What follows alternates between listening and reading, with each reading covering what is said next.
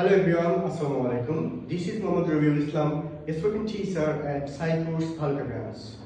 আজকে আমরা এই ভিডিওতে প্রেজেন্ট কন্টিনিউয়াস টেন্স নিয়ে আলোচনা করব।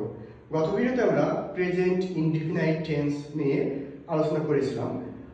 প্রেজেন্ট ইনডিফিনাইট টেন্স হলো আমি যাই, সে আসে, রহিম খেলে।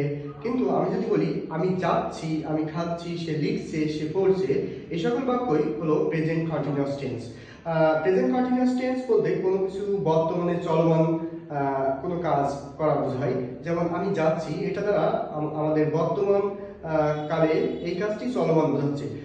এই সকল বাক্য ইংরেজিতে তৈরি করতে আমরা বি ভার্বের পরে আইএনজি, ভার্বের শেষে আইএনজি দিব।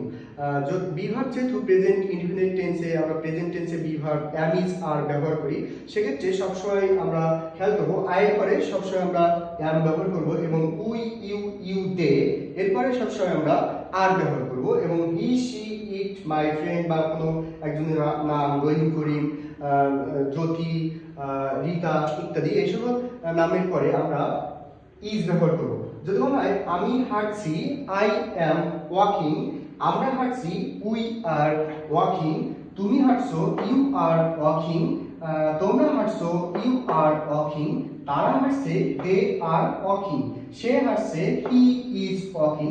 যেহেতু আমরা সে রহিমের পরিবর্তে সে ব্যবহার করতে পারি, সুতরাং রহিম হাঁটছে এক্ষেত্রেও রহিমের পরে ইজ ব্যবহার করব। যদি বলি রহিম হাঁটছে, রহিম ইজ ওয়াকিং, সে হাঁটছে, শি ইজ ওয়াকিং, ইয়া হাঁটছে, ইট ইজ ওয়াকিং, আমার বন্ধু হাঁটছে, মাই ফ্রেন্ড ইজ ওয়াকিং।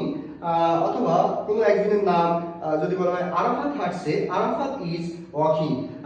একইভাবে যদি বলা হয় আমি দৌড়াচ্ছি, আই অ্যাম রানিং, আমি যাচ্ছি, আই অ্যাম গোয়িং, আমি আসছি, আই অ্যাম কামিং, আমি পড়ছি, আই অ্যাম রিডিং, আমি লিখছি, আই অ্যাম রাইটিং, আমি ঘুমাচ্ছি, আই অ্যাম স্লিপিং, আমি রান্না করছি, আই অ্যাম কুকিং, আমি গান গাচ্ছি, আই অ্যাম সিঙ্গিং, আমি নাচছি, আই অ্যাম ডান্সিং, আমি খেলছি, আই অ্যাম প্লেয়িং, আমি আঁকছি, আই অ্যাম ড্রয়িং।